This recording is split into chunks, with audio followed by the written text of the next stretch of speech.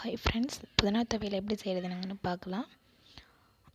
அதுக்கு என்னென்ன பொருட்கள்னால் புதினா, கருவேப்பிலை, கொத்தமல்லி, பூண்டு, புளி, உப்பு, மிளகு, பட்டை மிளகாய் 4 எடுத்திருக்கேன். தேவையான அளவுக்கு எண்ணெய். அவ்வளோதாங்க, சுலபமாக செய்யக்கூடியது. வாங்க எப்படி செய்கிறதுன்னு பார்க்கலாம். இது நல்லா வதக்கணுங்க. சிலவங்க பச்சையாக வச்சே அரைச்சி சாப்பிடுவாங்க. இது வதக்குனிங்கன்னா நல்ல டேஸ்ட்டாக இருக்கும். 2 ஸ்பூன் அளவுக்கு எண்ணெய் விட்டுருக்கேன். நம்ம வச்சிருக்கிற அந்த பூண்டு, மிளகு, புளி எல்லாத்தையும் இதில் சேர்த்துக்கோங்க.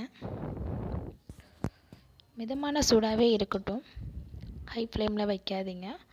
இப்போ நான் மிளகாய், பூண்டு, புளி, மிளகு உங்கள் காரத்திற்கு ஏற்ப நீங்கள் சேர்த்துக்குங்க. மிளகும் சேர்த்துக்குங்க. புளி ஒரு பிஞ்ச் வச்சா போதும், அதிகமாக வைக்காதீங்க, புளிப்பு சுவையாக இருக்கும். நீங்கள் இதை சாதத்தில், இட்லிக்கு, தோசை அப்படிலாம் வச்சு சாப்பிட்லாம். நல்லா இருக்குங்க, உடம்புக்கு ஆரோக்கியமானது. இப்போ உள்ள பிள்ளைங்கள்லாம் கருவேப்பிலை, கொத்தமல்லி எதுவுமே சாப்பிட மாட்டேங்கிறாங்க, ஒதுக்கி வச்சுருவாங்க. இந்த மாதிரி துவையலாக அரைச்சி சாதத்தில் கிளறி கொடுக்கும்போது விருப்பமாக சாப்பிடுவாங்க. புதினாவை போட்டு நல்லா வதக்கினதுக்கப்புறம் கொத்தமல்லி, கருவேப்பிலையை சேர்த்துக்குங்க. ஒரு 5 நிமிஷத்து வேலை தாங்க, ரொம்ப நேரம் எடுக்காது.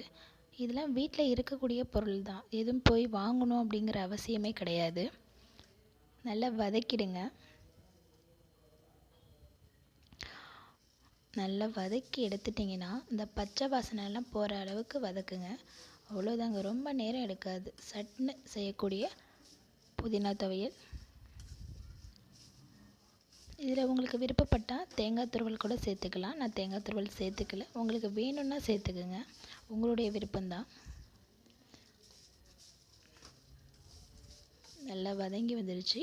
இந்த ஸ்டேஜில் அடுப்பை ஆஃப் பண்ணிவிட்டு ஒரு 5 நிமிஷம் ஆற விடுங்க. ஆற விட்டுட்டு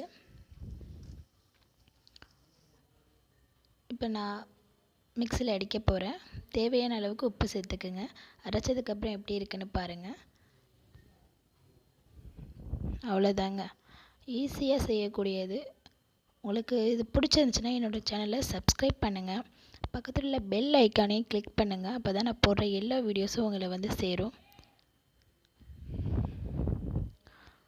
சுவையான புதினா துவையல் ரெடி ஆயிடுச்சு. Thank you friends. எப்படி இருக்குன்னு கமெண்ட் பாக்ஸில் சொல்லுங்கள்.